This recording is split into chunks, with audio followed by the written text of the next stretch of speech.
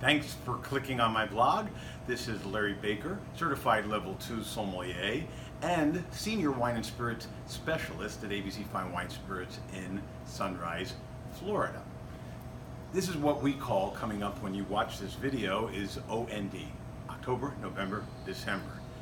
And I know that a lot of people are going to be looking for holidays with Thanksgiving and then the Christmas is going to be out there looking for products, family, traveling, visiting, and I thought it would be a good time to talk about transition wines. What do I mean by transition wines?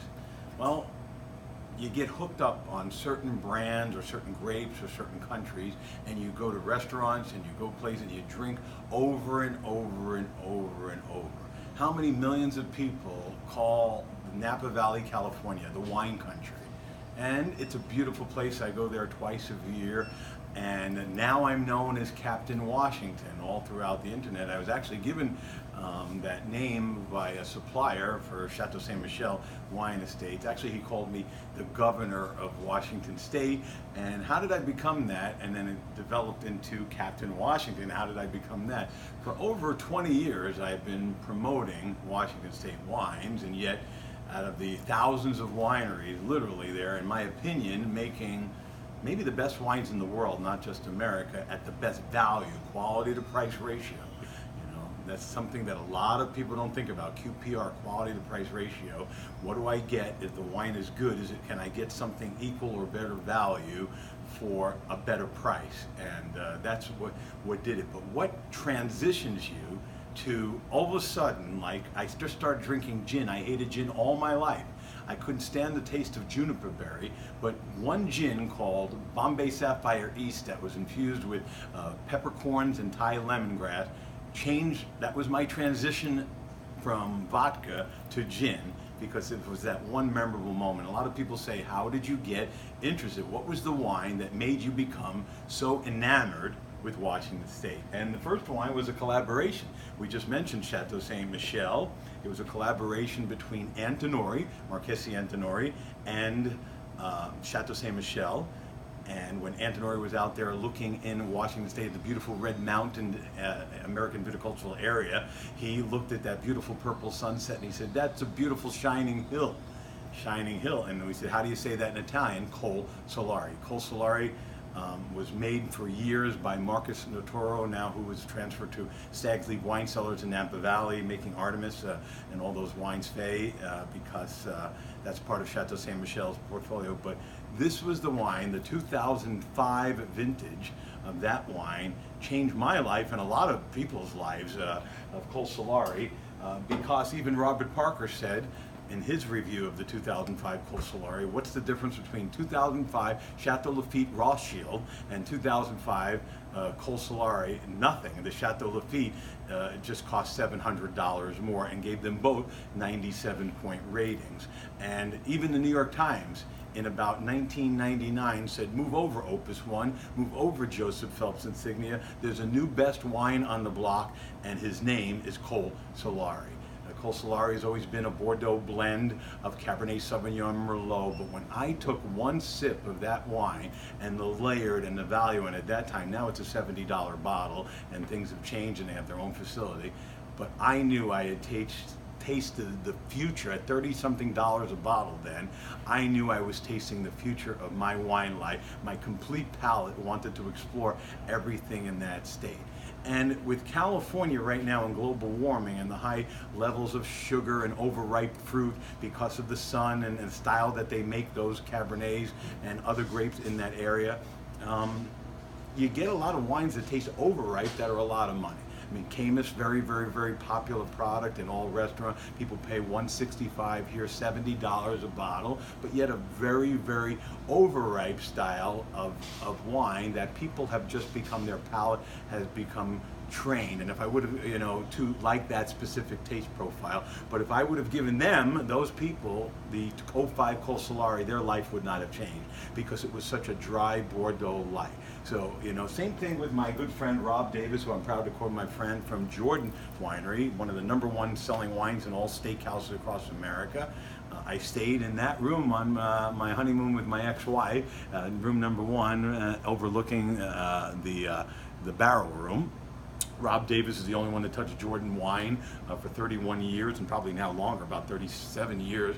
Great guy, great winery, great people. The wine's in the $55 price range. I don't think it delivers the goods, and so do a lot of reviewers feel the same way for that price point, $110, $120 in restaurant steakhouses. So the transition wine, we had a wine meeting the other day with all the wine consultants, tasted a lot of Napa, a lot of Stag's Leap District. For me, is this wine, for all of you, is this going to become your transition wine where you're going to all of a sudden believe me, but you're going to believe your own palate. This is Jerry Bookwalter, making wines for years. This is the 2013 vintage. Why am I picking 2013 or 14s? Those were very, very, very, very hot years, especially during harvest in Columbia Valley, Walla Walla Valley. So the wines are not overripe, but they're extremely ripe. So for a California person to go from a Napa Valley drinker drinking cake breads and all those wine of Camis's and the Prisoner and all those wines that are very extremely, I don't want to say sugarfied, just really just fruity, you know, out there and high alcohol level. 13 is the vintage for you to make that transition and realize what you're paying $70, $80, $100 a bottle can be achieved for $39.99. This is the Foreshadow, Columbia Valley. It's 80%, it's Cabernet Sauvignon. It has to be 75% by law. There's a little bit of Malbec in there, and about 10% Malbec, and a little bit of, or 12% Malbec, and a little bit of Syrah.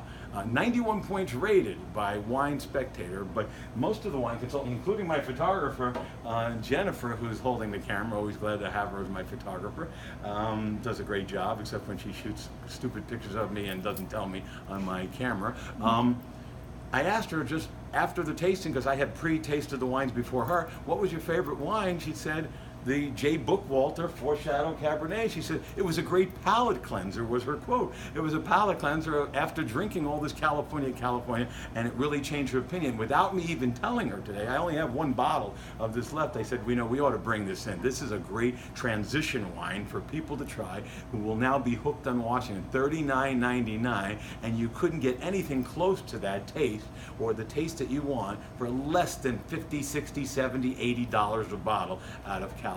This is going to be the one. She already ordered a case on her own because she liked it so much and took the rest of it home to drink whatever we had left over from the tasting, a glass or whatever. So I think that is the important factor, whether it's you say you hate Italian wine, whether you hate Portuguese wines, or you don't like Greek wine, and then all of a sudden you have a Zinomavro or Agio Gikiko from Greece, and that's your transition wine, and now you want to go and taste every wine that country of Greece has to make. And it's important to find that during the holidays to kind of ease people into the area I've been touting 30 years. I promise you, a 2013 or 14 cab like this or anything from those years is going to be your transition wine into why I became Captain Washington, who has a cellar full of wines, and the only thing from America is from the beautiful state of Washington.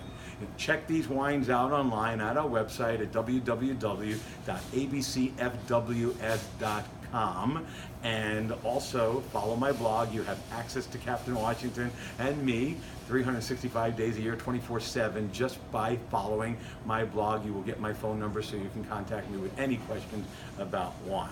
You know, give finally Washington a chance. Everybody I've done and wherever I work who gives that one transition bottle a chance shakes my hand and says thank you. You taught an old horse new tricks. So when someone says that they visited the wine country, you ask them, how is the weather in Seattle this time of year? Until I see you again next time, this is Larry Baker from ABC Fine Wines and Spirits, and you have yourself a great day.